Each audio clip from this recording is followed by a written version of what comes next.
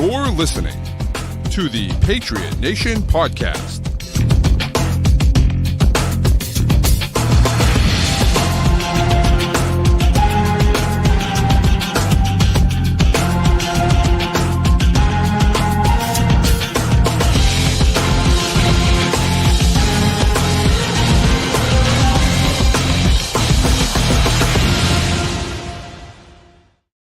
All right, welcome into another edition of the Patriot Nation Podcast. As always, your guy Pat Lane here with my man Matt St. Jean. And Matt, I guess we could say that it wasn't as bad as the Chargers game last year. I guess, right? That game was 6-0. Bailey Zappi in the rain. Remember that one? That was really bad. I think the only statement I can say there is that more things happened than in that game. I wouldn't say it was better. Well, at least it wasn't raining, and that, like at the very least, from a fan perspective, the game was a little bit better in that respect. I will tell you, because of coaching, I actually got to the game a little bit late, which is the first time that's really ever. I don't know, first time that's ever happened, but it's the first time it happened in a while, and we actually left early, which we never leave early. And we were just basically like, screw this. Like, they gave up. We're just leaving. Like, I'm not doing this. When is the last time that you He did it? left? He did it. Trey McBride? Trey McBride receiving touchdown. Finally. Sorry. I'm so happy for him. He's got like 900 catches and he finally caught a touchdown pass. Anyways, continue. The last time I left early? Yeah. I will tell you the last time I left early. Outside of... Okay, the one time that doesn't count is the 2014 game against the Ravens in the divisional round. I left that game at halftime. There's a known story, a story I've told multiple times before. I don't know if I told it on this podcast or not, but my wife was sick. We had two little kids, like little kids. And so she was like, I'm literally going to throw up. Like, you have to come home and take care of the kids. And so I left early from that game to go home and take care of the children. The last time I left early because of performance and stuff was the Wildcat game against the Miami Dolphins when they busted out the Wildcat for the first time. That was, I think, 2008. I think you're right. So That's the last time I left early from a game. Like we may have left with like a minute left on the clock or something. We usually don't, but we may have left with like a minute left on the clock or something like that. That doesn't count. We're saying real action left. Yeah, I'm talking about like we left like at the beginning of the fourth quarter. Like I got home 5 minutes after the game ended. Like that's how early we left. So, Kyrie's in the chat. What's up, Kyrie? How we doing, sir? Hello. Thanks for tuning in. Old Man Mob, as always. We appreciate you coming through. Ashton as well, and Nelson, thank you for coming in. We appreciate you guys showing up here. We can commiserate on here. I should have poured myself a glass of whiskey for this show. Bro, no kidding, right? Danny asked if anyone's been fired yet. Not yet. Can I start this off by doing something that I don't know if I have ever done in my life before. Okay. Oof. And that is to say, Dan Shaughnessy had something to say that I agreed with. And I think it's the perfect lead-in for this. He tweets out 4:07 p.m. So this is right after the game ends. Quote, Crafts should clean house before next weekend. This is a clown show. Stop scapegoating coordinators. Mayo is a mistake. Wolf is a mistake. Pay for some established bosses and start over. Every minute Kraft's delay is wasted time. I think this might be the most I've ever agreed with that man on anything ever. But I think that perfectly kind of sums up where we are right now. 100%. It really does. And again, it is few and far between when I agree with the curly head boyfriend. But he certainly is right about that. And it's one of those things that you just. It's so frustrating to watch from the outside and really from the inside as well. I mean, we're at the game, like, just, this is a nightmare. Just take, and then again, in the press, the OC gets thrown under the bus. It's like everyone's fault except for Mayo. And you just, and it's over and over and over and over again. And it's so frustrating. And Nelson asked the question, like, who gets most of the blame for this game? And I honestly don't know, because I'll tell you, like, as bad as it was, and I know Josina Anderson, I have a lot of respect for Josina Anderson. She does a lot of good things, but like, she's like staunchly supporting Mayo. And I get that. I understand she has a relationship or whatever, and but I don't know how you can watch this game and think anything other than this was a disaster from Gerard Mayo. From the very first part of it, where he comes out 5 minutes before the game and says that Gibson's going to be our starter, for whatever reason, and then Ramondre starts the game, and it's just like, what are we doing? Well, and I think so. I don't know if you probably missed this, Pat, because you're not watching the broadcast. But they also talked about how in the broadcast meeting they were told, like, emphatically, that Ramondre was not starting. And I think this is kind of where you have to start talking about this football game, is that literally from your opening snap on offense, things are disjointed. When the commentators are confused about what your team is doing on literally the first snap of the game, although that you have the ball, Right. Things have already gone wrong. In the defense, I thought, Chargers start with the ball. I thought the defense did an okay job on the first series. I thought their plan looked good. Like, they benefited from a couple drops there, but other than that, like, I actually thought the game plan was pretty good, and players weren't perfect in executing it, but I didn't expect them to be. You get the ball, it's like, all right, we figured that Gibson was going to see at least more reps. A year before the game, Gibson starting. The broadcasters say, they told us in the meeting this week, the pre-production meeting, Gibson starting. First play, players come out, Ramondre Stevenson's there. Right. And to me, there are 4 possible reasons why this can happen. Reason number 1, Gerard Mayo is just lying because he wants to lie about this. Whether he thinks it's going to be some competitive advantage by saying somebody's starting when they're not, or whatever. He's just saying something that he knows is untrue in the meetings and on the radio before the game. Option number 2 is that he told the offense to start Antonio Gibson instead of Ramondre Stevenson, and Alex Van Pelt overruled him and just did this anyway.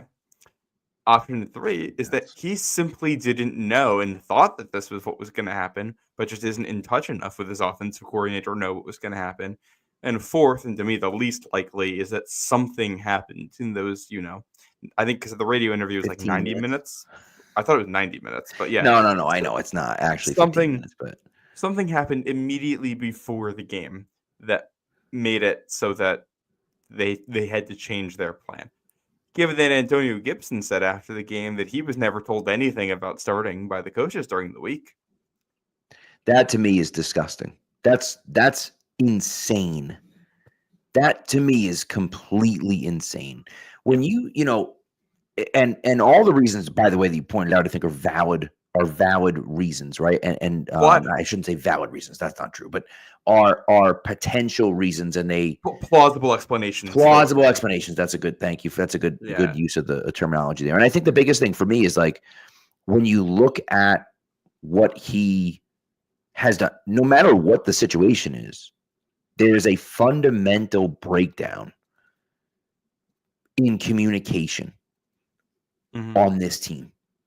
Whether that's the communication from the coaches to the players, whether that's the communication from the players to each other, whether that's the communication between coaches, whether that's the communication from the coaches to the media, right? Like, they just don't know how to communicate with each other. And for Gibson after the game to say that he was never told is insane. That's insane. You're telling me that you told a production meeting guys that Mondre wasn't giving the start. Then you went out and told the radio broadcast Mondre's not getting the start and Gibson's getting the start. And then Gibson is saying after the game, nobody ever told me I was starting. That's insanity. And regardless of who's responsible for that, the main guy that should be responsible for that is Gerard Mayo. If he's the CEO head coach, his job is to know what's going on and to be the final word here. Like, it's unbelievable to me. And like, I don't like the actual saying of it, like, isn't, the biggest deal, but it's what it reflects underneath. Yeah. Something is wrong under the surface if this is what's going on. And I think you look at the sequence of events leading up to this too. Put this in the bigger context of the season. You come out of the bye. At the bye, your job is safe. You go to Arizona, you get blown out. All of a sudden, it's a little bit rocky again. Immediately, it's a little bit rocky again. You go to Buffalo, and I think in some ways, it's your best performance of the season as a head coach. Obviously, a lot goes wrong on the field, but you go in there with a good game plan on both sides of the ball, execute it, and go get a lead early in Buffalo on the road in a game like that. Right. And essentially, you stave off their reports. After that game on Sunday, I assumed that Gerard Mayo's job was just safe at that point. He had avoided the collapse. And for everything that has happened this week, all of these self-inflicted wounds, from Keon White talking to the press and saying what he said, to the coach going out and announcing a starting lineup that was incorrect, and then not having an explanation for it after the game. His explanation after the game was saying coach's decision 4 times. And Antonio Gibson doesn't have an explanation for what's going on. So and we're not even talking about the play on the field yet in the coaching, which we're going to get to, but you have essentially just saved your job with the performance that you put together the week before. You've said you've done enough to get to the next season and have the growing and learning that you've talked about all year long. Yeah. And then you come out and you either are lying about the starting lineup for no discernible reason to multiple different people, which not only can burn bridges with the media, but you're just misleading your own fans for no reason at all. That's your best case, because the worst case is you don't know what the starting lineup is, even though you're the head coach.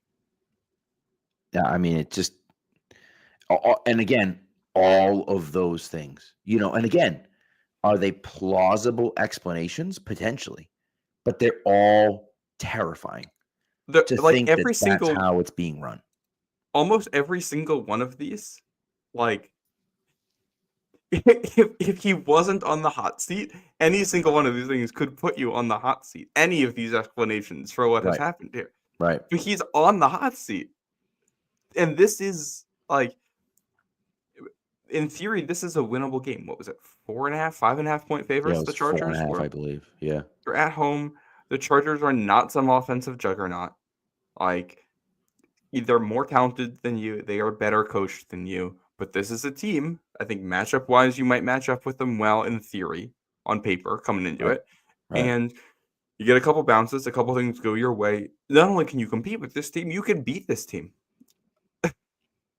Like, this is where you show that you built off of last week. The expectation is not that you win. The expectation is that the scoreboard is a 10-point differential or less, I think.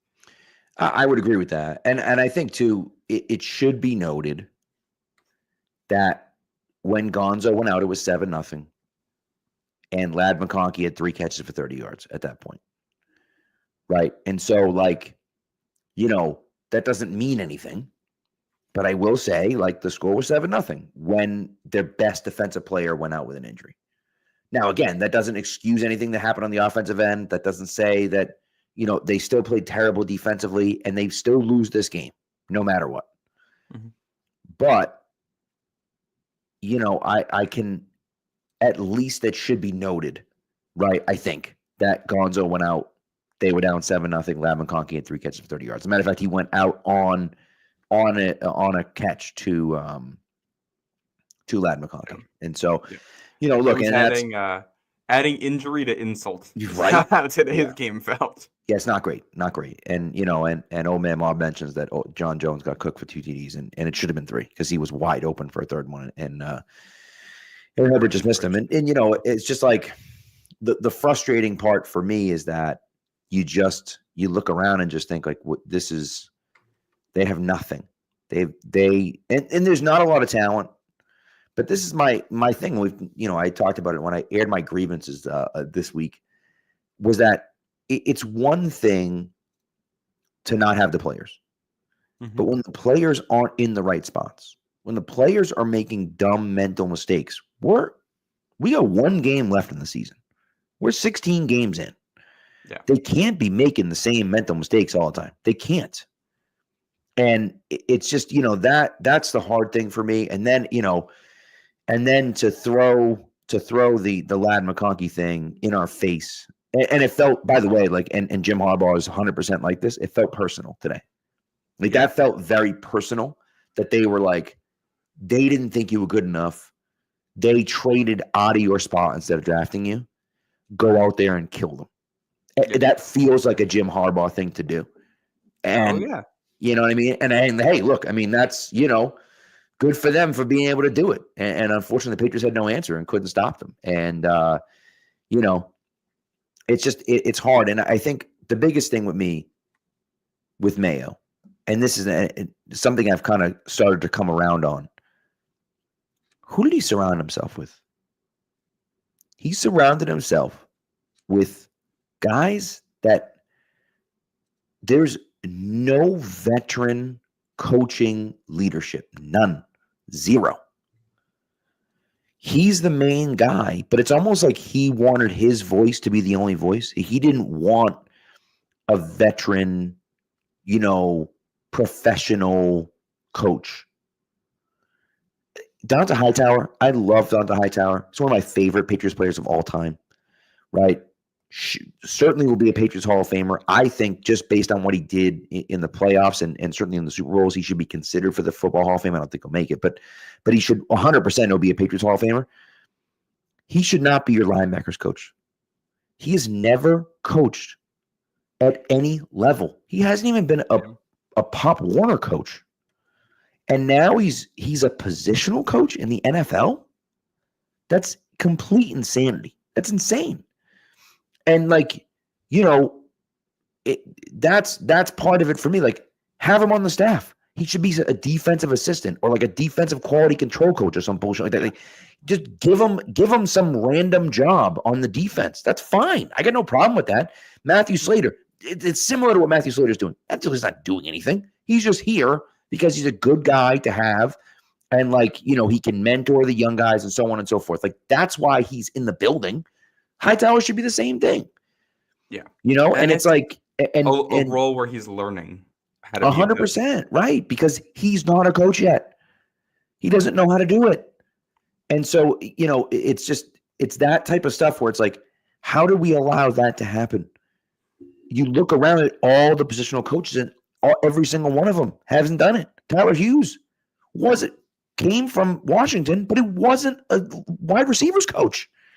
So that's the hard stuff for me, where we allowed him to create this staff of guys that have no experience at anything, and Mayo is the top dog. Fine, but it's like, maybe he shouldn't be. He should have someone helping him out, and he doesn't.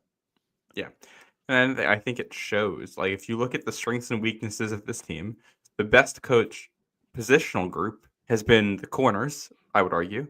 Yeah, and that's Mike Pellegrino's group, and he's been with this team for a long time, and he's very good at what he does.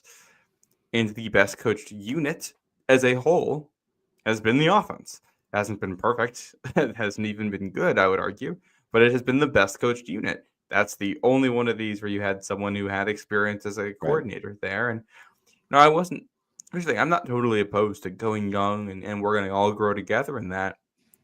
But you're so far away from where you need to be. Like, you're just so far away. And if we're counting on them growing into this, how many more years is it going to take?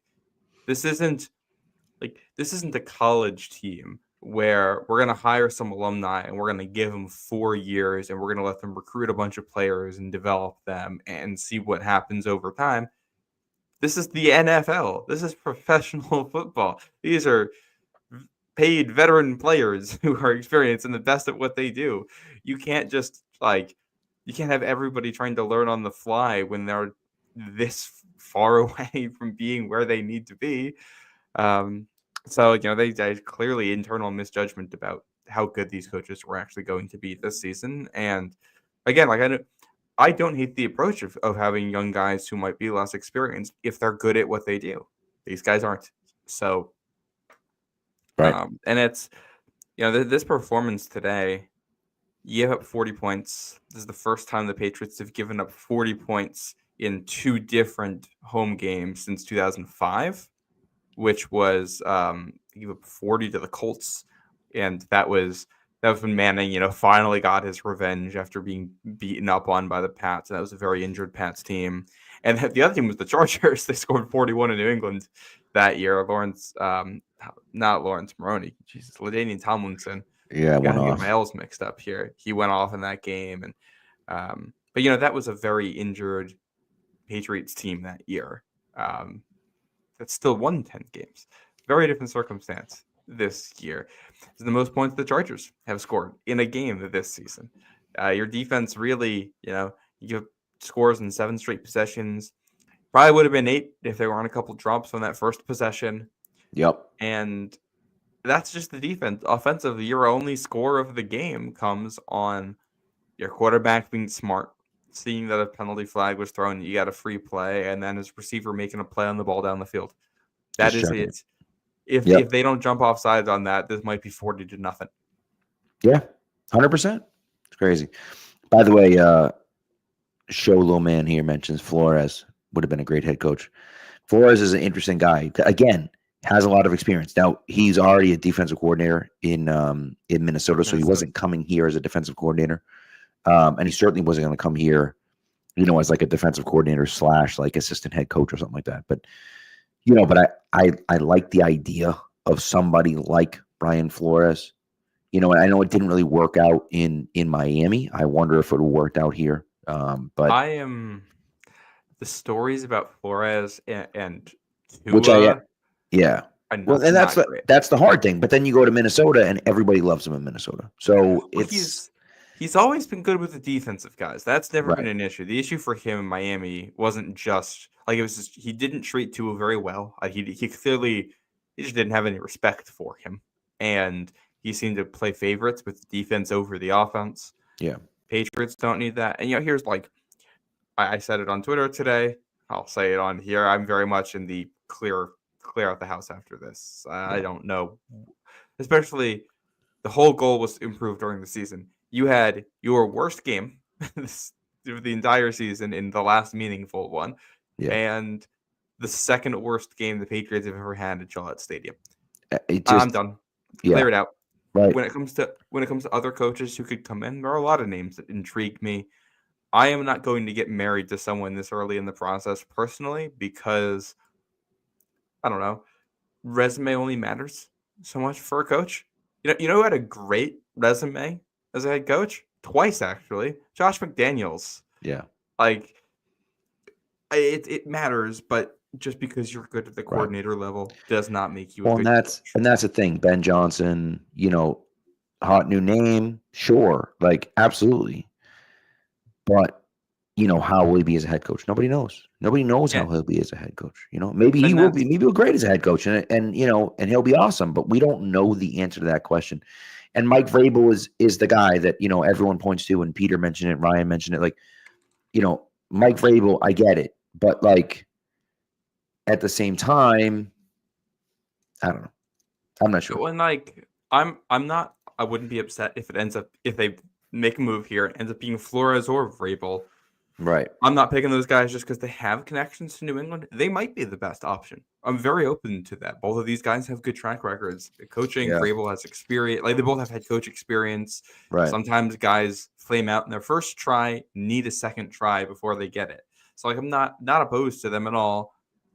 Let's see how they interview. Let's see what their plan would be. Right. Other names that actually could be somewhat interesting. You're gonna hate. I'm gonna say this, but Arthur Smith.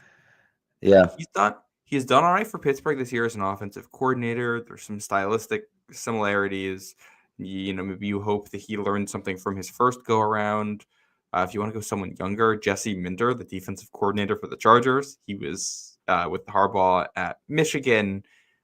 He's kind of like Mike McDonald, who's the coach in Seattle, the old DC for the Ravens. Like very similar stylistically. Young guy, might not be ready for this yet, might be too inexperienced, but I'd want an interview. I think another name to throw out there is Dan Lanning, the Oregon head coach.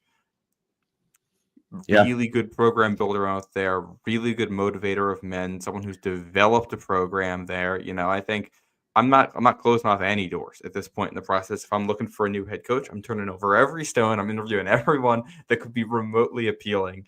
And we're going to get a bunch of ideas in here and see which ones we think are the best, see who we think is best at executing it, throw out any prior ties to, the team. That's a good point. It's a good point. So, all right, let's take a break. But after the break, we'll talk more. I don't even want to mention it. He's right, though. He's right. Maybe this is the type of trade the Patriots used to pull off that used to just like we'd laugh at everyone and say, like, look at this and look at what we did. And, like when we traded a first-round pick for Gerard Mayo and Randy Moss, or when we traded a sixth-round pick for, Rob Gronkowski and Julian Edelman. Like, it's these types of picks that we make where we're like, oh, my God, like, look what we did. We traded Cordell Patterson for Jamie Collins, LeGarrette Blount, and Logan Ryan one time. And it's like, we make these are the types of trades that we make, and we're like, oh my God, this is great. LA is just screwing us. Like, just absolutely the fact that we got Polk and Baker and they got Ladd and Tarheeb Still, who, and like he says, good. There's a real chance that those guys are first team all rookies. It's tough to take. It's tough to take, but nevertheless. So, all right, let's take a quick break and then we'll come back. So this break, of course, is Prize Picks. Prize Picks is the best place to get real money sports action with over 10 million members and billions of dollars in awarded winnings. Prize Picks has made daily fantasy sports accessible to all. You just pick more or less on at least two players for a shot to win up to 1,000 times your cash. Run your game all season long on Prize Picks, America's #1 daily fantasy sports app. You can make your holidays bigger and brighter with Prize Picks, the best place to get real money action while watching your favorite sports. Join now because this holiday season, Prize Picks is giving away 2 free picks in December, and they're giving away $30+ million in rewards during Picksmas. So they also have weekly promotions that can lead to big payouts like Taco Tuesday. Each Tuesday, Prize Picks discounts selected player projections up to 25% to provide even more value for your lineups. Now, this week, I can't remember the one that I read off this week, but I think I know the one I read off this week, I think, is losing. Not great. I had Josh Allen more than 174.5 passing yards, Antonio Gibson more than 8.5 receiving yards, and Chase Brown for more than 27.5 receiving yards. I didn't have that one, but I do have another one that might hit. I got 3 out of 4 already. I just need Jonathan Taylor tomorrow to have more than 110.5 rushing and receiving yards combined. So anyways, it's a ton of fun. Get in there. Get your lineups in. What you're going to do is download the app Prize Picks. You're going to put in the promo code CLNS. You're going to get $50 instantly after you play your first $5 lineup. You don't have to win your $5 lineup. You just have to play it. So again, download the app Prize Picks. Put in the promo code CLNS. And when you play your first $5 lineup, you will get $50 instantly just for playing your lineup. Prize Picks. Run your game. All right. So, look, and people, by the way, are mentioning that Wolf should go to, and I think that I've come around on that front as well. I understand that. I understand that, it's his first year as the GM and Bill was the guy before that, right? And even though he was the director of scouting or whatever, like Belichick is the one that made all the decisions, right? And that's very well documented. But at the same time, this offseason was so bad and so poor. And some of the decisions that they made were so bad. And to not understand, like I understand that wide receiver was a need. But it's that same type of idea where, like, he was getting Lad was getting a lot of comps like Steve Smith. And I know that's not fair to give someone like Steve, but he looks like a slot receiver, but he played outside receiver for Georgia. He wasn't a slot guy. Yeah. And so, I understand, but I also look at it and think you could have had Cooper DeJean at corner, which would have helped you at the corner. Now, maybe he's a slot corner, so maybe you didn't, maybe you felt like we didn't. You could have had Devondre Sweat. You could have had Jared Verse. Not Jared Verse. You could have had Braden Fisk. You could have had guys like that, and it's like, man, imagine taking Devondre Sweat and putting him in this front seven. They got rid of Lawrence Guy anyways, right? And so, if you knew Lawrence Guy was on his way out, which they probably did, drafting a guy like Sweat would have significantly helped you. Mm-hmm. And then take a shot, afterwards. That you go from here. And so, anyways, that's the hard. I understand that. I get it. But I also feel like, we blew it. I mean, there's no other way to look at it, right? Like every other player drafted around that 37 has been pretty good, except for Jalen Polk. And that's the frustrating part. Well, and here's the thing. It's the process on that pick was clearly iffy in that was definitely a reach. Right. But it wasn't a horrendous reach to pick Polk. And he was seen as a higher floor prospect, and to have missed that badly, like if you're missing this badly, this is also when you're coaching and your utilization of him, because he hasn't had more than one catch in a game since the San Francisco game. Right. Got 87 yards on the season. Like to miss that badly is some bits bad luck, but that's scouting and coaching together to get 100%. to that point.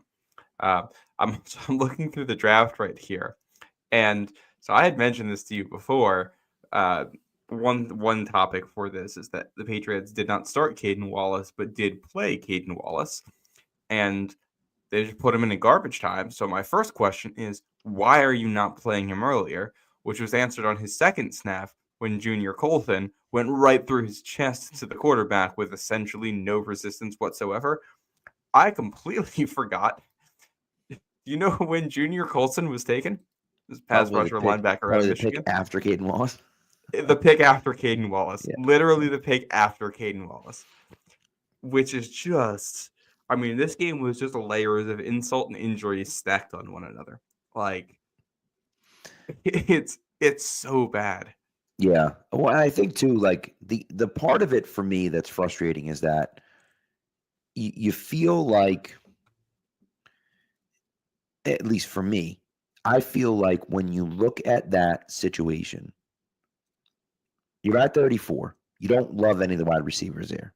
So you trade back and pick up a 4th-round pick and get a 5th-round pick back or something. What did they give up a 5th and move up back? I don't know exactly. I don't know where Still was taken. I think it was the 5th. I think you traded a 2nd. You moved back 3 picks, and then you moved up from like the 4th round from the 5th round to the 4th round or something like that. I don't know. It was either way like that. Either way. Yeah, moved back 3 and moved up from 137 to 110. Right. So like, why? What are we doing? If you liked Polk that much, draft him at 34. To me, that's, I understand. I guess you're moving up 27 slots or whatever, but like, I didn't get it. Now, maybe they couldn't move back further. Maybe they wanted to move back further. I don't know. I'm not sure about that. But like, it just, the process of it didn't seem to make much sense. Like either you want to move the guy or you don't. Like that's really kind of the way I look at it, is that like, why are you not? I don't know. It just was stupid to me. It was stupid to me, frankly. And the way the Wolf Tree, go back to the old Packers method of doing things, they have pretty strict weight cutoffs for what they're going to take at receiver. They pretty much only draft players who are ex-receiver molds. They're not taking, you'll go back 10 years in the NFL, they're not taking anyone under 200 pounds. Now it's about 190. So Ladd McConkey is probably not even on their radar. they wanted one of Liggett or Keon Coleman. We talked about this pre-draft. After those two guys, if you want someone in this size mold, Jalen Polk's the next best guy, and he's someone that's probably not going to go until the end of the second round. So I don't hate the idea of once you can't make that trade-off for a receiver, trying to move back and then taking the guy you like and getting a little extra out of it. But no, the guy has to be good.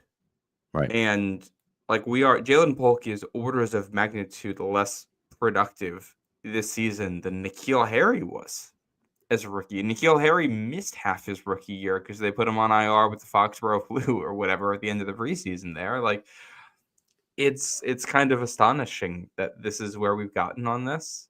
And, he got one target today.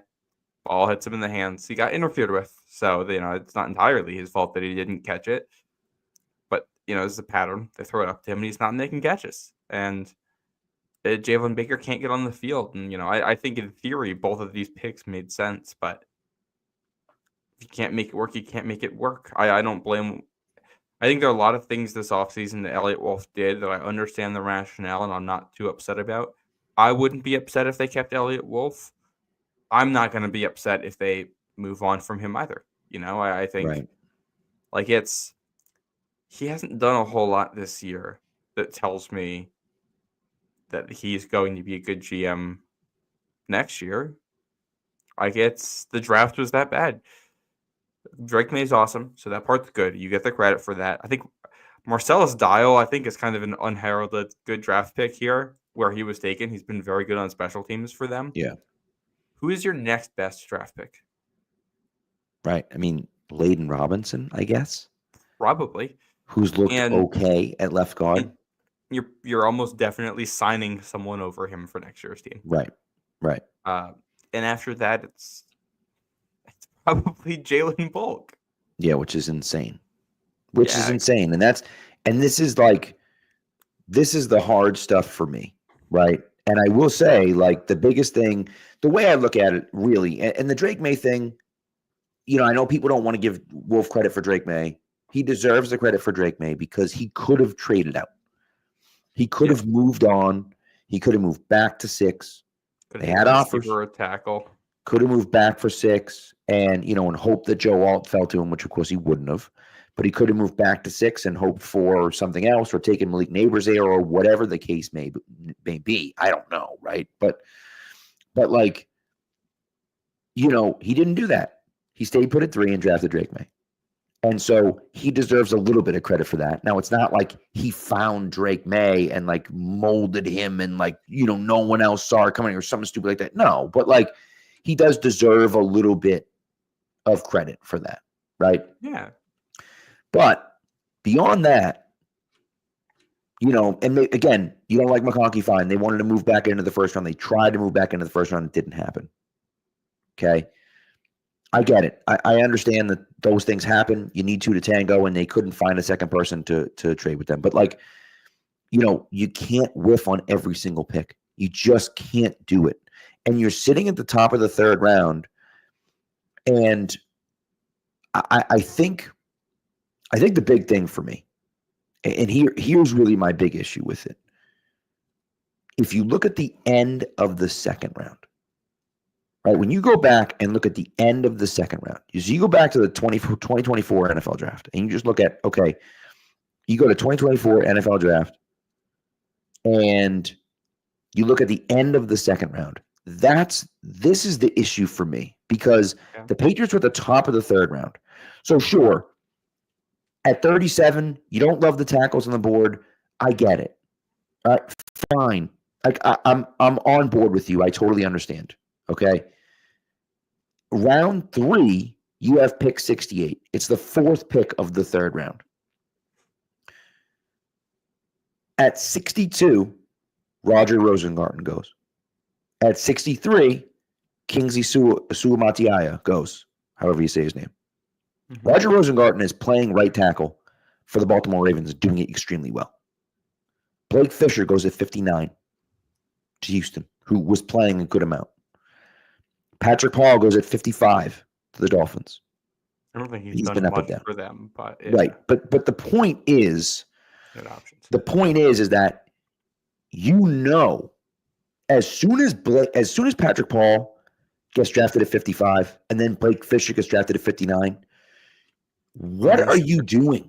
Why are you sitting there not moving up?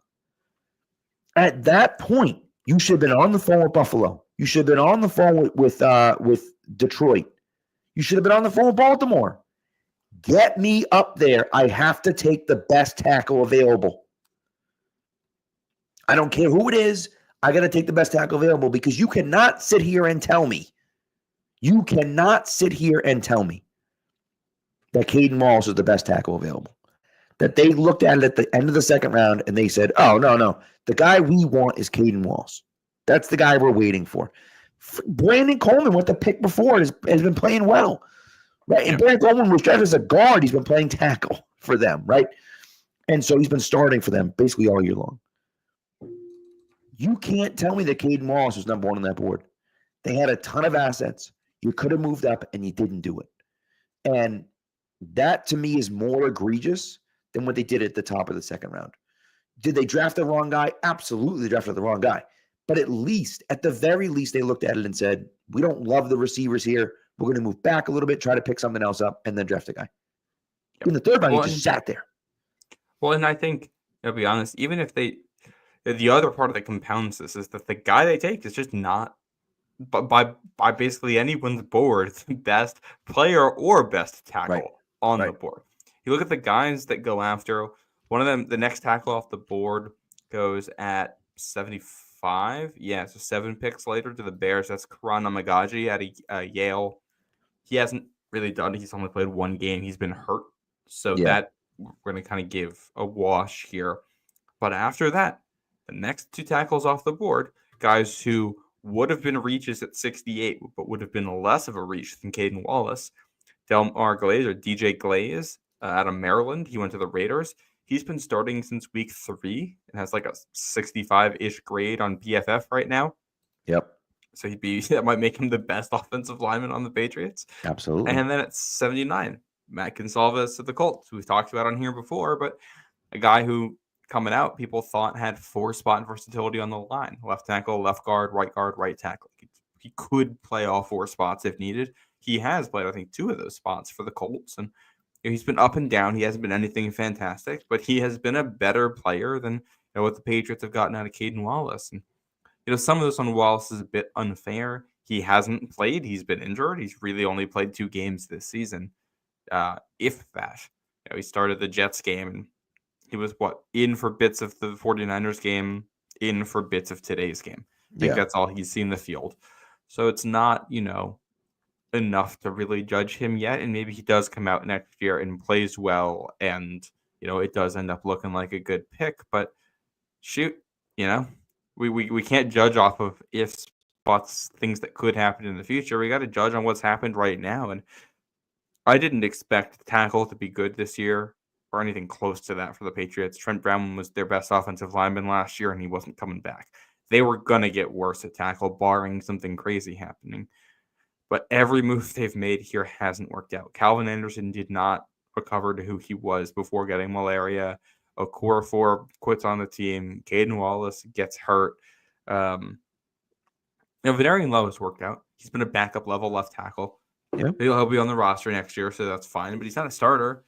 If you had better right tackle play, I think you'd feel better about him. But like Onwenu, he's your guard now. I don't think they're putting him back at tackle after everything that's happened. So They better not. I'm like, Stiddy So, he got a couple snaps at tackle and cleanup duty in 1 game. And then Zach Thomas, who they had claimed, who I think is now starting for the Texans. Yeah, I think so, because they have a billion injuries on the offensive line. Yeah. Yeah. But it's just like they've taken swings, and they've pretty much all been low quality, and they've essentially batting for nothing right now. I mean, maybe we could give them a single on Valerian Lowe, maybe, and everything else is just a strikeout, a whiff. Right. And again, the thing is, they didn't even acquire Valerian Lowe. Valerian Lowe was already on the team, right? Yeah. And they've done an okay job at, they've done an okay job at, developing him. But, the hardest part, and here's the hard thing for me. You look across at the Chargers, and what did the Chargers do this offseason? They drafted Joe Alt at number 5. Everyone thought, hey, man, they're going to draft a wide receiver, and so on and so on. And they went through all these things. But, I thought that was smart, right? That was smart for them to do that. They said it starts with the offensive line. So they've invested heavily in the offensive line. Rashawn Slater, first-round pick. Zion Johnson, first-round pick. Joe Alt, first-round pick. They're all studs. All 3 of those guys are studs. Their offensive line is extremely good. They also hit on wide receiver in the second round. That's the thing, is you don't have to. And listen, I'm going to continue to say it. I say it. I'm going to continue to say it. I'll say it until I'm blue in the face. It doesn't matter where you draft the guy. It matters who you draft. Mm-hmm. Is Malik Neighbors a better wide receiver than Ladd McConkey? I believe that he is. Yes. But Ladd McConkey's pretty damn good. And if you can get a starting level player, which McConkey clearly is, in the second round, it doesn't matter that you took him in the second round. It matters that he's a starting level player. Is he better than Keon Coleman? Yes. Is he better than Xavier Legette? Yes. Is he better than Xavier Worthy? I think so. So it's like he got taken in the second round instead of the first, but he looks pretty damn good right now. I do think one thing with Ladd, I'll give a tiny bit of cover here to the staff, is that he was injured last year, right, and didn't finish the season. So he never had a season in college where he even had 800 yards receiving, because the first 2 years he was a role player, and the third year he gets injured. Right, he was very efficient, but he just hadn't proven that he could handle the high volume, without getting hurt and everything. Right. That's why he's available in the second round. He's going in the first, I think. Otherwise, he's probably going around where Brian Thomas Jr. goes, if I had to guess, kind of in that range. But the other thing with the Chargers, they can afford to use all these first round picks on offensive linemen because they have the quarterback already. So very true. Yep. It makes that easier. If the Patriots spend their next 3 first round picks on offensive linemen, we might be saying the same thing about them then. Yep. And it's, which is fair. The Patriots, fair point. The Patriots have tried to invest. They used a first round pick on Cole Strange. That hasn't worked. They used a first round pick on Isaiah Wynn. That didn't work. I think they kind of got unlucky here in that, Bill Belichick basically never drafted a bad offensive lineman until the last couple of years he was here, when they all flamed out all at the same time. Every single one of them. Yeah. That's probably just bad luck. You're good for so long, and then you just can't keep the hot streak going. But I mean, you understand why all those offensive linemen were good, right? Dante Scarnecchi's a big part of that. I mean, Scar is the reason that all those guys were so good. It's not the Brady dynasty. It's not the Bill dynasty. It's the Dante Scarnecchi dynasty. I'm saying. Really? I mean, that's. I mean, and it sounds silly, but it's those guys played well. I mean, look at Marcus Cannon's a great example. Marcus Cannon played well. Scar left for a year. Marcus Cannon looked like he'd never played football before. And then Scar came back, and then Marcus Cannon was pretty good. So it was it's important. That's a valuable thing, right? To have a really good offensive line coach is really important. And I think that, and so that matters. That matters. Yeah. I will say, if we talk about this year's group, I think Layden Robinson has looked a little bit better with each game. I don't think he's the starting level guard yet, but in the middle of the season, he was quite literally unplayably bad. They had to bench him against the Titans. Yeah. Now, if he's your backup left guard, your backup left and right guard going into next season, I think you can live with that. If there's one thing I think you feel better about with the line right now, I think Robinson can be a backup. Darian Lowe can be a backup. When he was the starter, Ben Brown and Cole Strange I didn't really notice any difference with center play today from what they've Strange is fine. Yeah. Yeah. And he's, I don't think you'd expect anything from him until next year, really, because it takes time to recover from an injury. But I think you have 2 backup level centers there. So when it comes to the depth of your line, I think you're in a better spot now than you were mid-season. But I mean, we're also right now talking about you need a starter at right tackle, a starter at left guard, and a starter at left tackle for next year. And you can you're not going to fix all of that at once. You're just, even if you try to, even if you sign free agents at all three of those spots, odds are somebody's not going to work out quite as well as you think. Or, you're going to draft someone anticipating they're going to be the starter, and it just might not work out because these things aren't sure things. So that's not going to be fixed week 1, 2025. Hopefully it's fixed week 1, 2026. But even that is tough. It's hard to get a good offensive line in the NFL. Well, I think you can get by with Layden Robinson at left guard. I think you can. If you had to for next season and evaluate after, but I wouldn't be too mad. You certainly have to get a left tackle, a starting left tackle, and I think you probably have to get a starting right tackle as well. We'll see what Caden Wallace can do, but he didn't look very good today. Now it was in mop-up duty. He really didn't have a ton. I understand all that stuff, but at a certain point, he's just got to do something, Yeah. And I think you hope that going into next year that Robinson, Strange, Wallace all improve, and you're hoping, Wallace can be backup level good, Layden and Robinson can be at least backup, maybe starter level good. You're hoping Strange can be backup, maybe starter level good. Right. So, regardless of who's the GM of this team next year, that's going to be fascinating because, what their internal evaluations are. And if there's a coaching change or GM change or both in the offseason, what gets tough here is that, let's say it's a wholesale change. You're cleaning out the whole organization and starting from scratch. Layden Robinson wouldn't be drafted by those guys, so they're not going to care. Right. If he succeeds, great. You're going to try to make him a good player. But if he fails, it's not on your record. Correct. Same for Cole Strange. Same for Caden Wallace. So that's going to impact the way that is approached. And there's scheme fit stuff, and what a hypothetical future coach might want to do, and the way they view this draft class. There's a whole thing right here. So we will see how this goes. I think. Well, now I got to do an ad read. Do we want to do my ad read, and we'll come right back? Yeah, let's do that because we have to talk about Rodney too, just for a few minutes at least. Yeah. I just do. Okay. Yeah. I'll do your ad read, and then we'll come back. Yeah.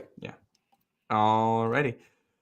So I'm here to talk about a little game time sports. I know Christmas has passed, so you may have already done your gift giving, but you still got family left to see. If you're a little bit late with your Christmas gifts, or you got some money for Christmas and you are looking to spend it, you should head over to a Game Time, the best place to get your tickets this holiday season. You're trying to go to a Celtics game or a Bruins game. Hey, they won tonight, with your friends or your family. You want to catch this last Patriots game next Sunday. Maybe, just maybe, you're trying to go to the college football playoff. As that is really ramping up here. Use Game Time Picks. It's going to make it faster and easier to get your tickets. You go to Game Time. You're going to look for the event that you're trying to go to. You're going to hit the Game Time Picks button. That's going to filter out all of the fluff. So it's going to show you only the best deals on the map. It's going to show you only the cheapest tickets so that, you can have the tickets that you were never going to buy filtered out.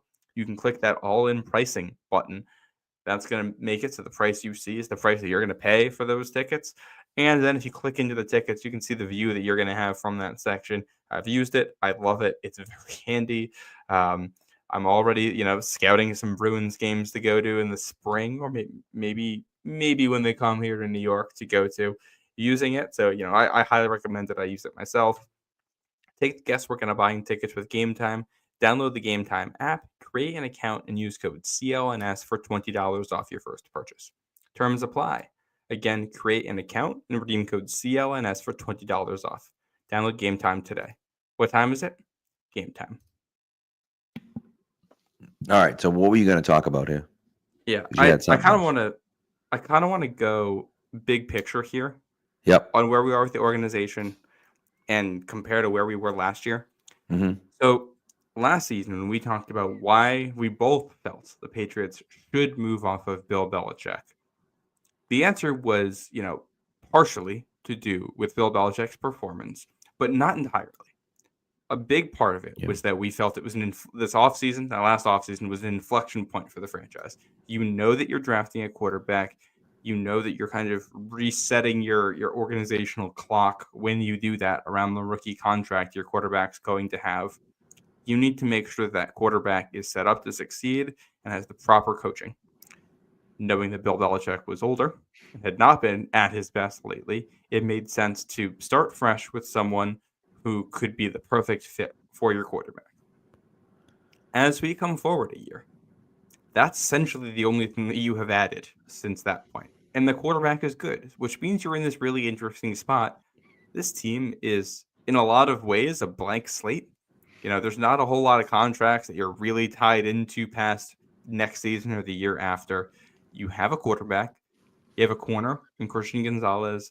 You have hopefully a defensive tackle in Christian Barmore if he's healthy. But, for the most part, the team's a blank slate. You have the quarterback. You have a lot of money. You have high draft picks. Whoever comes in can do whatever they want with it. Correct. So in some ways, you're kind of where you were last offseason.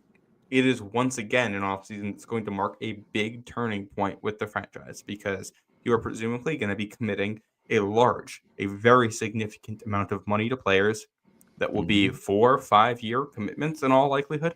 You're going to be drafting players, which that's going to be 4-year contracts. And in the case of your first round pick, a 5th-year option on that. And you got right now 5 picks in the top 103, according to Tankathon. So this is a big, if organizations are like a boat and they steer slowly, this is one of the few occasions where you actually get to turn the boat pretty fast in a direction that you want to go in. You do not, from a football perspective or even from a business perspective, want the person who is making these decisions about where you're going to be someone who could be out of a job next year. If you are that close to, if you are thinking about firing them, if you are uncertain about their job performance, you should not have them handling this amount of money, this amount of football assets and draft capital, remaking an organization. Because if they do, and they swing and miss 1 year into all of those commitments, you're going to be firing them. Yep. And now you have to bring in someone who has to deal with all of those commitments. You got to be confident in whoever's making this call. So, this isn't saying that they need to move on specifically from anyone in the organization. I've said my piece on the head coach, and I think the coaching staff as a whole, probably some good pieces in there. I wouldn't necessarily get rid of every single person in all of the coaching staff, but generally speaking, I'd clean it out. But when it comes to evaluating your GM, it's got to be somebody who you have full faith in. If you're hesitating, you should be considering other options here.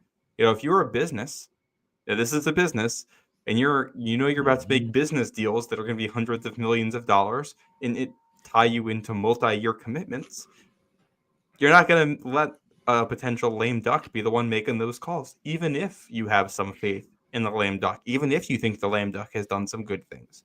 If that's kind of where you are, you're going to have some kind of a fresh start on it.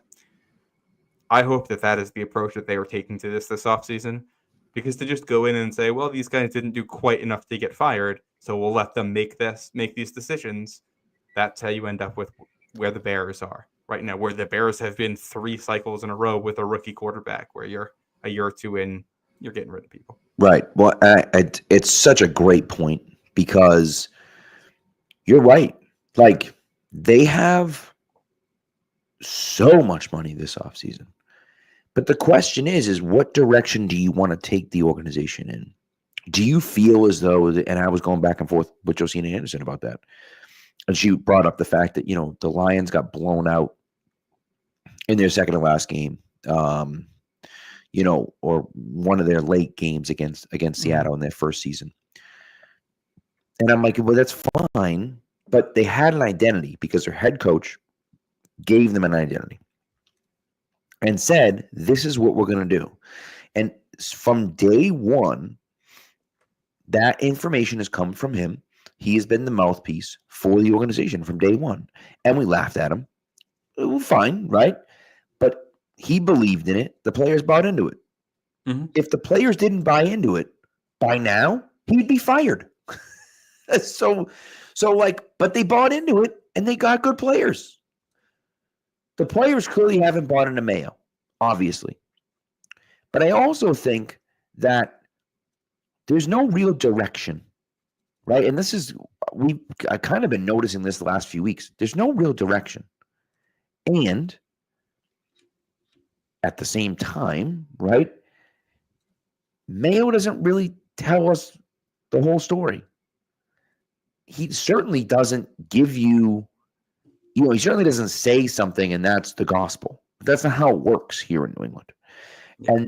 And so it's like, well, how am I supposed to believe that we're going to be good at any time soon? I don't know what your system is going to be. And if, and so is the solution to get rid of AVP? No, I don't think, at least. But is the solution to get rid of just DeMarcus Covington? No, I don't think. But that's the hard stuff for me, is that I don't know where to go from here. But I certainly know that what we are looking at right now isn't working. And I think that your point is so valid in the fact that you can't have – these guys are on the hot seat right now. The national media right now is discussing whether Gerard Mayo should be fired or not. That's the national media. You didn't get to listen to the broadcast, but NFL Network spent basically the entire 3 hours roasting the Patriots organization. And that's a standalone game. If you're watching football, an island game, everyone's watching that game. Yeah. Everyone. And if that's the case, you're an embarrassment. Yeah. There's no other way to put it. And Kraft has to look at that and say, man, this is real bad. This is really bad. And so I don't know. I don't know what the solution is. I'm not sure, but I will tell you this. The solution isn't what they've been doing so far. Yeah. And so I like the idea of moving on from just everyone. Just get rid of everyone and just start over. And maybe you screw it up and maybe it doesn't work. And I understand what they were thinking about with Mayo. They were thinking about, we have a young coach that's going to kind of lead us. He's going to kind of make a connection with the players and he's going to lead us into the future and so on and so forth. I think it's very obvious that he doesn't know what he's doing. I think that's very obvious. He's in over his head. Well, the whole staff. Because I think part of it, you're right. If he's going to be the CEO head coach, one of the things he's going to bring to the table is that he's going to be good at hiring people around him. Has he been? Who of the new additions to the coaching staff have we absolutely loved the way that they've handled things? Right. None. Zero. And it's just, that's real frustrating for me. Yeah. To watch that kind of unfold and you just feel like there's nothing that we can do. And again, I feel like Gerard Mayo hired his friends, first of all. But I think the other part of it for me is that it's not just that he hired his friends. It's also the fact that these guys are unproven. We don't know what they can do. Right. And that's a real question mark for the Patriots. What can these guys do? What can they accomplish? We don't know. Mm-hmm. I'm not going to bring up heights, but that's the whole point. Right. And I understand. I do think if you keep Mayo, AVP should stay as well. Unless, and someone brought this up to me today, and I thought this was a good point. Brian Daboll's almost certainly getting fired from New York. Almost certainly. If Brian Daboll gets fired, I might turn around and offer him the OC job and maybe make him like, assistant head coach or something like that. Give him some sort of, title or something just to entice him a little bit more. I do think he's a very good offensive coordinator. I don't think he's a great head coach. I do think he's a very good offensive coordinator. I mean, Jesus, he took them to the playoffs with Daniel freaking Jones at quarterback, right? And he was great for Josh Allen when he was in Buffalo. I think that would be a good fit, right? I'm not hiring him as my head coach, but even if you let Mayo go, I would consider bringing Brian Daboll in. I would prefer Brian Daboll over Josh McDaniels, for instance, as the offensive Yeah. coordinator. No, And I agree there. that's the hard part. And Paul mentions, isn't Mayo kind of like Antonio Pierce? He kind of is. He kind of is like Antonio. I think it's a good way to look at it, that Mayo and Antonio Pierce are very similar in the fact that they were very good linebackers, right? They were very smart. I mean, Mayo was a smart player when he played. Captain year one. Right? Like, he really was. But again, to me, it's just like, it's, I don't know. That's, and that's where, if you're firing Alex Van Pelt, you should also be firing DeMarcus Covington. Right. I think only firing. that doesn't make any sense. That makes if the no only sense. thing if the only thing they're doing this offseason is firing Van Pelt, then I think they have entirely lost the plot on what the problems are with this team. Yeah. But then if we're firing the two big coordinators, Then what? with where we are, why are we married to the head coach at this point? Right. Because then you're basically re-rolling the dice, but you're not even looking at the top guys in it. Okay, well, if we're just re-rolling all of the dice, we should be looking at all the options here. Right. And that's the thing.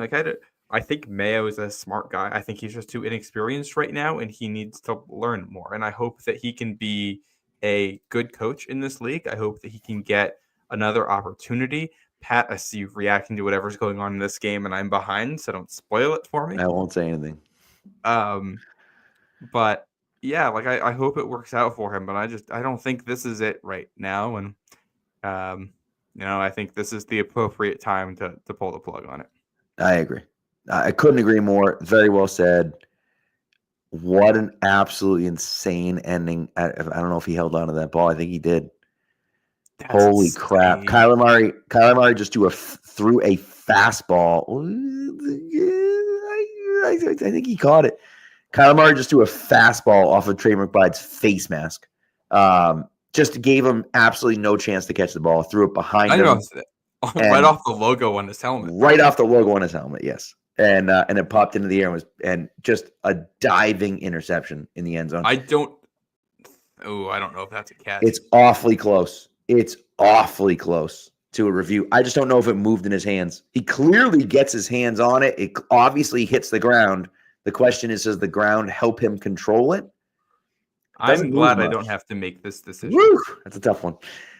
Anyways, listen, I think for me personally, if it were me making the decision and I were the owner, I would just fire. I'd get rid of everyone. Everyone would be gone.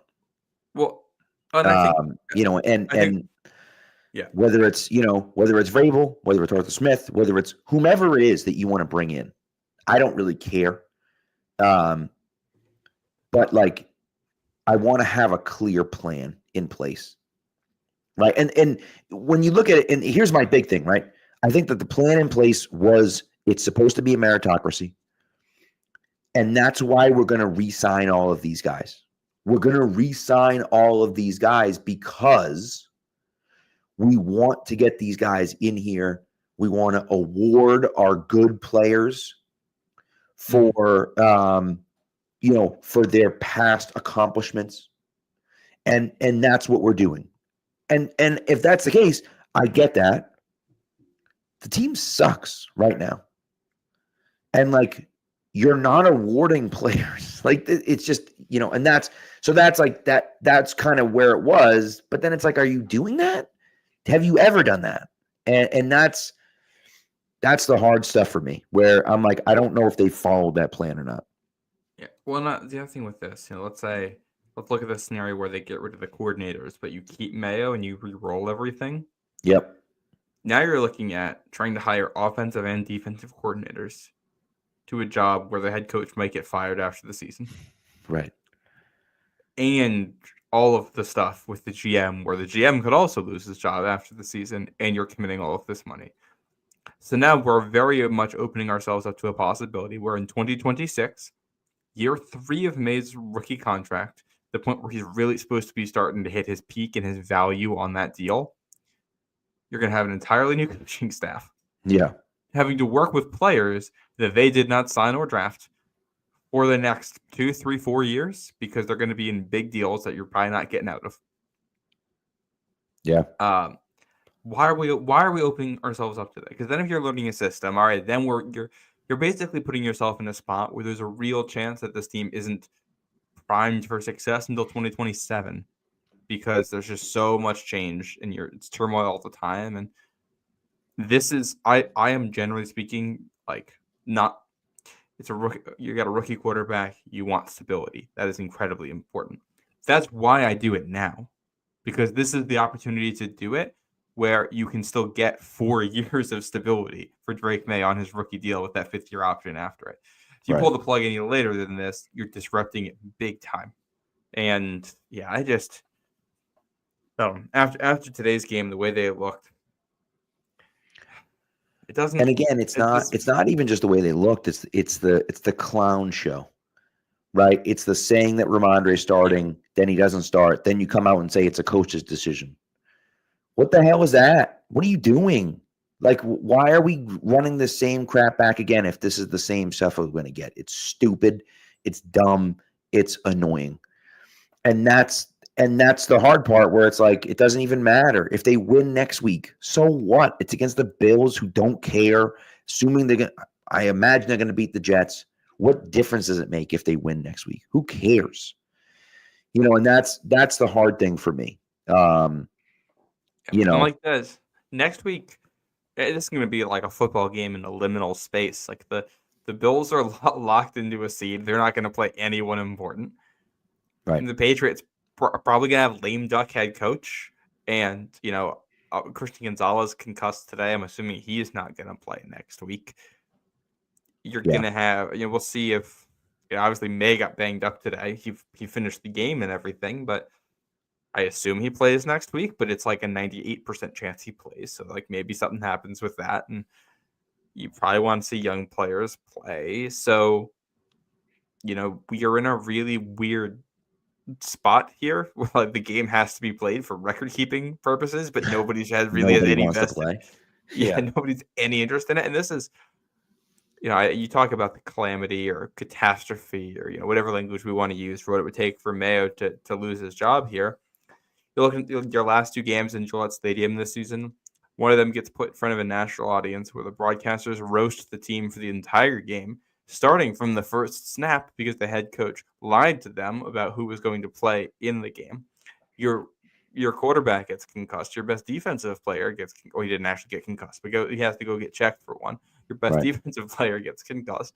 You lose the second worst game you've ever lost in the building. The only one worse was the Saints game last year by margin. You got 40 points to a team that hasn't been able to score all year long. And like all of that just to set up a completely meaningless game next week where, how many people are going to show up to that one? Right. I'll be there. Like people showed up last year when we all kind of knew it was going to be Belichick's last game, even though it was in bad weather. Yeah. Doing that for Gerard Mayo. And yeah, he's like a great Patriots player, but it is not Bill Belichick. People aren't showing up for that. So after all that, it's going to be probably a mostly empty stadium for a division game against a team that probably is still going to beat you, even though they're going to be starting Mitch Trubisky. Yep. I mean, which makes it even worse. Yeah, like it's just. Yeah, I mean, it's just it's hard. It's a difficult situation, obviously, and the Patriots are just a disaster right now. A disaster. All right. Doesn't get it. Oh, and the other part was that they were chanting to fire the head coach. That was the other part I forgot to mention. Which they should have been. Which you could hear on the broadcast. So that's when it comes to embarrassing ownership, there is nothing like it's on-field disaster. Yeah. It's drama in the press. It's all of this in front of a nationally televised audience. And fans probably not showing up to a game. And obvious fan discontent. That's all 4 of the ingredients that you would need right there. Right. Well, and Rachel just texted the group chat. Right. Keon White's quote, looks like Mayo's lost the locker room, and literally every beat writer is calling for him to be fired. Never seen it before. Like, we lost. Every single one of them. Every one of them. Taylor Kyles was saying maybe we should move on. Everyone. Yeah. I mean, it's crazy. And again, Kyle Duggar, I think he can't cover anyone, right?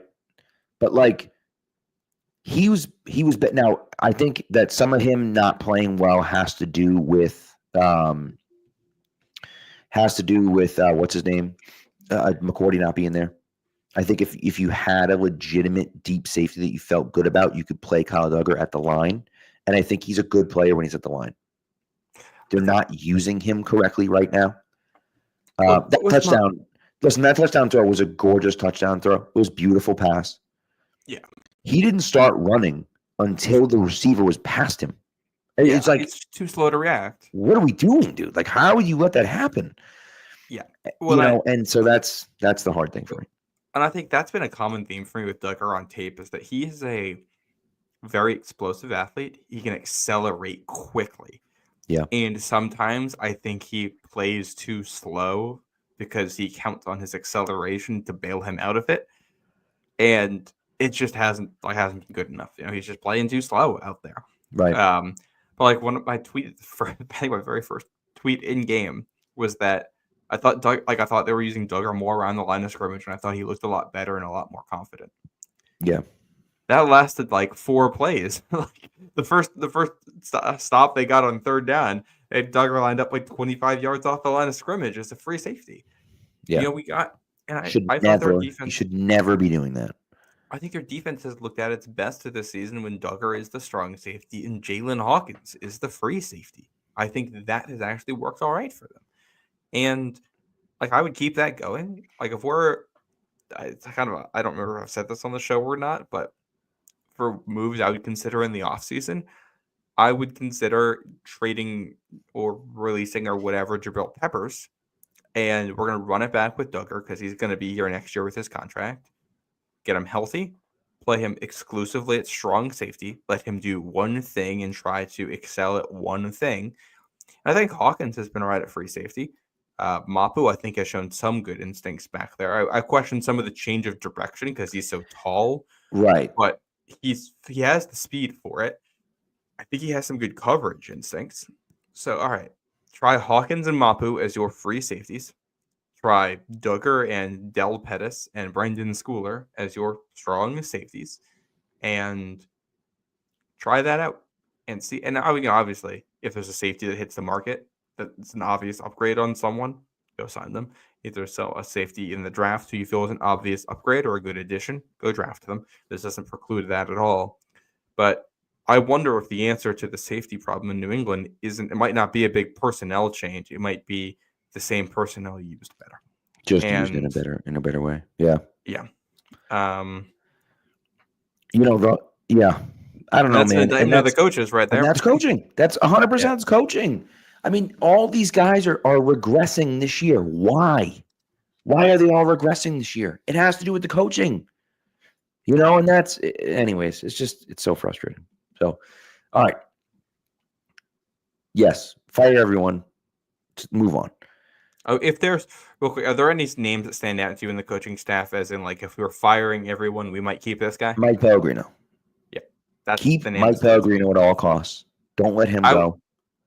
I'd consider Scott Peters as well, just because I don't think he's been anything exceptional, but I also think he's been better than the last couple of guys they've had there, and he's been good enough that I'd be okay giving him another year. Yeah, maybe. Yeah, I put it this way. If they are going to stick with a similar running scheme, I think I would keep him for continuity. Yeah, I get you. The other guy for me, I might keep Jeremy Springer. I kind of like what they've done on special teams. I think I think he's done okay. Yeah. For the offensive line coach thing, by the way, side note, because Vrabel's with the Browns right now, that's where he's been working. Apparently, he's been like the de facto offensive line coach there since he got there, because they tried to replace Callahan and Peters there, and so let's say if Vrabel was the hire in New England, I wonder if you keep Scott Peters on because of that. There might be a little mutual connection there with Cleveland and the way they want to do things. That's a good idea. That's about all. And maybe I think Drew Wilkins as he's been the outside linebackers coach. Their pass rush hasn't been good, but with a lot of like QB contained stuff, I think they've gotten a lot better throughout the season. So and he was highly regarded before this coming in. Yeah. So that's fine. Doug Hyde Yeah. tweeted out, Patriots have 3 sacks. 3 sacks since week 10. since that Bears game. 3 sacks. And their fastest sack in that time was 4.4 seconds. 0 pass rush. 0 pass rush since week 10. And that's essentially Barmore either not playing or not himself. And right. Which I get that. I understand that, but at a certain point, like someone's got to do something. You got to scheme something up so someone can get in there and get a free rush on someone. Like you just, Well, they've tried to blitz with Covington all year. They have tried to blitz and they've never. It hasn't worked. So either they've schemed it up wrong, or the players maybe the players just suck. I don't know, but like some of that's got to be coaching. I haven't gotten into the weeds with it like you'd have to, but I am going to guess that there is some kind of tendencies thing there that they like to bring certain blitzes at certain times, and opponents know what's coming, and they're not self-scouting well enough to be able to fool teams. Certainly could be the case because there were multiple times today when the Patriots had one guy or 2 guys not blocking anyone. And, a free rusher comes in because Derwin James was just giving him hell. Yeah. So, and he's tough to, he's hard to block when you block him. If, you get a running back on him, it's over, and so it's not good. But anyways, all right. Anyways, let's get into, just before we go, we have to talk about Rodney Harrison. Rodney Harrison, Adam Vinatieri. We will have to give out some flowers. Well, listen, I'm happy about Adam Vinatieri. He should be in the Hall of Fame. He should be a first ballot Hall of Famer. I think unquestionably should be a first ballot Hall of Famer. I'm happy about that. He's very deserving and should be the guy. Okay. So Adam, for sure. The the Rodney Harrison stuff for me is absolutely disgusting. Just disgusting. There's no other way to put it other than just absolutely disgusting and embarrassing. So Darren Woodson is a finalist. Okay. Let me just read you Darren Woodson's stats. It's not all about stats. Let me just read you his stats. He played 12 seasons for the Cowboys. In those 12 seasons, he had 184 tackles, 11 sacks, 11 fumble recoveries, and 23 interceptions. It's pretty good season. That's a pretty good career, right? 184 tackles, pretty solid. 11 sacks, 11 fumble recoveries, 23 interceptions. That's pretty solid in 12 years. Rodney Harrison played 15 years. He had 477 tackles. 477. Like 477 to 184. Right? Now, that's not 3 times more, but it's certainly 2 times more. And 2.5 times more, for sure. 30.5 sacks to 11. Again, almost 3 times more. 9 fumble recoveries, so 2 less. And 34 interceptions. 11 more interceptions. So half, 1.5 times the interceptions. The fact that Darren Woodson is a finalist for the Hall of Fame and Rodney Harrison is not is an absolute disgusting, just absolutely disgusting, embarrassing. It's embarrassing. And don't give me this HGH bullshit. Like, the only reason he tested positive for HGH is because they were testing for it. Darren Woodson, all those guys have taken all those supplements and all of those things. Everyone is doing it, and they're getting away with it. Rodney didn't and took responsibility for it and took the blame for it. If that's the reason he's not in, like, if some idiot friggin' writer was like, oh, the reason he's not in is because he tested positive for HGH once. Like, are you insane? Are you actually insane? It's the NFL, for Christ's sake. And Pat Stat's totally right. Arguably a Hall of Famer before being a Patriot. Like,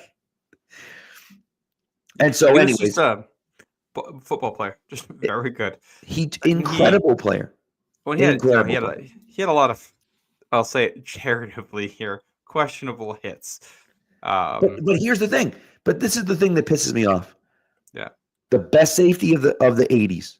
The best safety of the 80s. The number one safety of the 80s is Ronnie Lott. Yeah. He's the guy that everyone looks at and says, "Oh, this guy was the best safety." Blah, blah, blah. Ronnie Lott was 1,000 times worse than what Rodney Harrison did. Yeah, no, but he it's played not 10 years earlier. I'm not saying that it's a what do you call it? It's a good reason, but I do think that it's a contributing factor here. But yeah, I don't. And even if you don't think that Rodney Harrison should be a Hall of Famer, I'm going to disagree with you there too. But I don't think he's a total lock to be a Hall of Famer with what he's done. He's not a first ballot guy. There's debate around that, and that's fine. To not be a finalist, that is a joke. That's crazy to me. Again, there are two players. There are two players in NFL history that have 30 sacks and 30 interceptions. Two. One of them is Ray Lewis, and one of them is Rodney Harrison, and that's it. Nobody else. Not Ed Reed. Not name the guy. Name the guy. Name the linebacker or safety that was incredible or both. None of them did it. Rodney did it. And again, and DJ pointed out, right? How did Kevin Garnett like cultural impact here? The Patriots won back-to-back Super Bowls. The Patriots had won the Super Bowl in 2001 and had struggled in 2002, but like we're coming back. They signed Rodney. You know, Rodney tells the great Ground Round story and everything like that. But they signed him, and he instantly transformed defense. He was so good. They straight up cut Lawyer Malloy. They just cut him. That's how good he was. Well, he was a captain year one as a free agent that they brought in.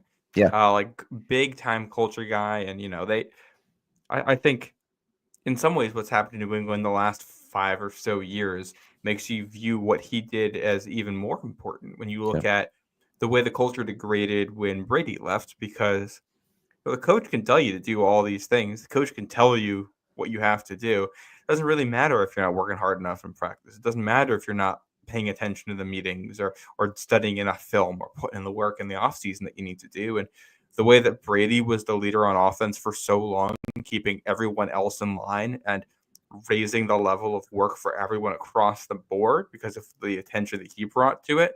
Right. That's what Rodney Harrison was on the defensive side of the ball. Just upping the intensity in practice, bringing out to the best in everyone around him so that when you're in games, the games are easier than the practices. He was that kind of guy. He was a football player. He loved the sport, passionate about it, true leader on the field. And like, I just doing that to be the point of a captain of one of the best defenses of the 2000s there, along with all of the other statistical accomplishments that he has. I don't get it, man. Like and it's also like what's astonishing to me, again, in the big picture, is that what the Hall of Fame voters have essentially said here is the Patriots finished to win 6 Super Bowls, having not that many Hall of Fame players on the team. Right. Yeah. And Tom Brady and Bill Belichick were that good that they didn't need Hall of Fame guys to do it. And then, Ty Law, Willie and Richard Seymour, I think, are in, right? Yes. Yeah. So it's not like there's nothing, but like you're telling me they win all these rings and it's just those guys? Right. And again, it's just, that's the hard stuff for me where it's like, man, like they just, it's so frustrating. So anyways, that's my thing. I just feel like, and Bill Belichick, by the way, loves Rodney Harrison, spends, every chance that he gets to talk about how great Rodney Harrison is. And, it's just, to me, at least, I look at it and just think, I don't understand how you can watch him play and not think he's a Hall of Famer. Again, in 2004, but this is the thing. Fans have hated him forever. In 2004, he was a first-team All-Pro safety. A first-team All-Pro safety and did not get selected to the Pro Bowl. That's complete insanity. He was voted the best strong safety in football and didn't get selected to the Pro Bowl. When 4 strong safeties make it, well, I guess two from the AFC make it. He was voted the number one in all of football and wasn't a Pro Bowler. It's ridiculous.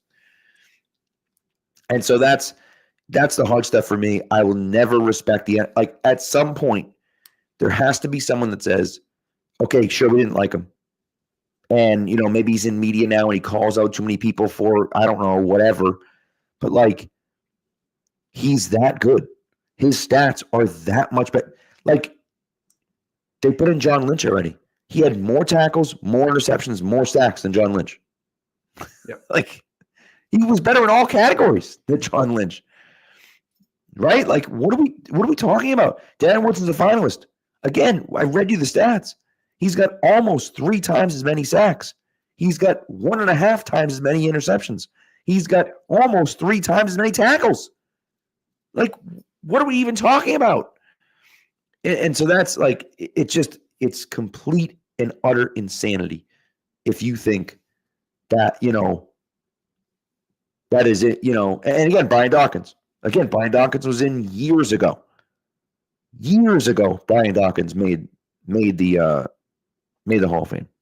Mm-hmm. Right? What was Brian Dawkins' stats for his career? Right? I'm going to read them to you. He had more tackles.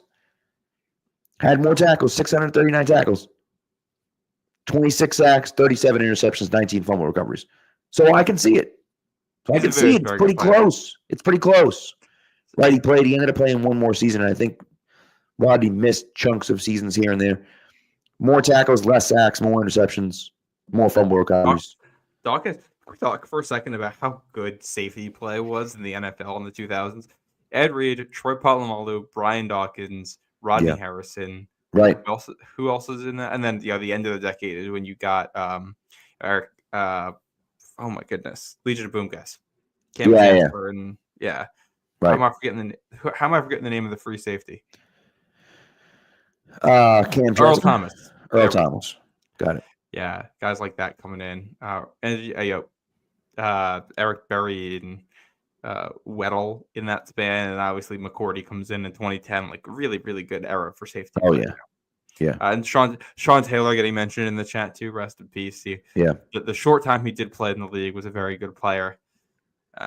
I mean, how about Palomaro played 12 years? He had 783 tackles. 700 tackles, dude. And then he also had 12 sacks, and he only had in 32 picks. 12 sacks and 32 picks. That's crazy low sack total. I would have thought he had way more than that. But he didn't blitz as much, right? Yeah. So that's the thing. But he also scored 5 defensive touchdowns. Yeah.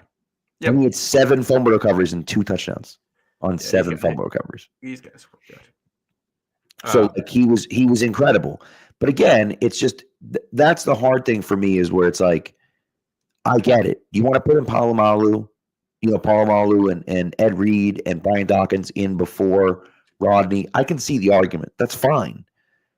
But don't sit here and tell me guys like Darren Woodson are better than Rodney Harrison. Like that's embarrassing. Like what are we talking about? And even John Lynch. Like I know people like John Lynch. I get that. But like, golly, man. Like, I don't know. It's just that's so frustrating, Yeah. Before we wrap up, you want to hear a really funny playoff clinching nugget here? Let's hear it. This is for the NFC West. So the Rams can clinch after having won here. The tiebreaker for the NFC West is going to be strength of victory. Yeah. So the Rams can clinch. I saw that, yeah. By the end of the week, if this is from Tom Pelissero, if the Bills, who play the Jets, the Browns, who play the Dolphins, the Vikings, who play the Packers, the Commanders, who host. Who do they host? Oh, they host. It's not Philadelphia. It's gonna be on the ticker if we Atlanta. Long enough. Oh, Atlanta. Yeah, the 49ers, who host the Lions. If those 5 teams combine for 2.5 wins or more, so 2 wins and a tie. In theory, if all 5 tied, it would do it. If you get at least 2.5 wins in those 5 teams tomorrow and Monday, that would be enough for the Rams to clinch the division before you get to Week 18, when you get a Rams-Seahawks game, which could decide it. Yeah. The Bills are playing the Jets. The Bills should win that one. That's at home. The Browns are hosting the Dolphins. You have to like their odds. The Vikings are hosting the Packers. All 5 of these teams are hosting. Yeah. It's interesting. Yeah. That's funny So to think about some upset victories there. AFC teams impact that. But you're right, strength of schedule. Or strength of victory. You're right. Yeah, So. strength of victory. So weird stuff going on in the NFC West, but this could be the worst Week 18 in recent football history. It sure could have been. Yeah, sure could be. Are there Saturday games in Week 18 this year? Well, they haven't announced Week 18, but there's always Saturday games Week 18. Because do they do 1, 4, and 8 o'clock on Saturday, or is it just like 4 and 8? I think there's a few. I think there's like multiple games. I think Saturday and Sunday are both like regular game. I think there's like multiple games. You know what I mean? Okay, hold on. Where is it? Okay, in Week 18, 2 games will be played Saturday, the 4:30 and 8 o'clock slots. Oh, okay. And then 1 Sunday night game. Got it. I don't know if there's going to be 3 meaningful games played next week. They can be like standalone games. Yeah, I don't know. Seeding. The It's AFC divisions, I think, are wrapped up. AFC divisions, I believe, are all wrapped up. Yep. Let me confirm this here. No, I'm pretty sure because the Bills have clinched, the Ravens have clinched, the Texans have clinched, and the Chiefs have clinched. They've all I just clinched. want to make sure that the Ravens have the Ravens actually clinched over the Steelers for the division. They must have. The Ravens have clinched a playoff berth. I don't know if they've clinched the division or not. They have clinched a playoff berth. They have not clinched the division yet. Okay, so in theory, if the Ravens lose and the Steelers win next week, right? But I don't think that. I think that's highly unlikely here. So, like, basically, the Ravens are playing. The Ravens already beat the Texans, so the Ravens won this week. The 1 through 4 slots are locked up, basically, unless you get true chaos. And the Steelers in the 5 and the Chargers in the 6 should be basically locked up as well. But theoretically, though, those 2 games matter still, right? Because depending on the outcome, right, like that makes a difference. You know what I mean? You need but for Week 18, you would need the 2 AFC North games. It's going to be Browns, Ravens, and the other 2 teams in the division, then the Bengals and the Steelers. Those games will both need to be played at the same time. That Bengals game might need to be played at the same time as the Broncos-Chiefs game. You would think. So all 3 of those might end up in the late Sunday slot. I don't know how you find enough games to like fill out a schedule here. Well, and that's the thing. So the Steelers are playing that night game, right? But again, they're playing that Bengals game, but them getting in depends on the Ravens also losing. Or for seeding, but then there's the Bengals Broncos part for the 7th seed. So I wouldn't be surprised if the Bengals or the Broncos played on Saturday. You know what I mean? You could, in theory, if you wanted, put the 2 AFC North games in the Saturday games. Right. Yeah. But then you probably need to play the Bengals Steelers game first, because what you can't have is a scenario where the Ravens win the early Saturday game, so the Steelers like rest their starters for the late game because they're locked into a 5 seed or something. Like, I don't know. It's weird. Yeah. Well, I'm gonna let the NFL handle it because I don't want to. No, well, so the Rams are playing the Seahawks. That's probably the Sunday night game. Well, not if if all those things happen. You're right. That's true. and it's probably more likely than not to happen. You would think that those teams should win theoretically. Yeah, and right now, 1, 2, 3, 4, 5, 6, 7, 8, 9, 10 of the 14 playoff teams have already been decided. Well, and if the Commanders win, they're in. Okay. Because they have 10 wins. So, if they win, they get to 11, and no one else can touch them there. And the Rams can be – so it can be 12 of 14 by the end of this week. Yeah.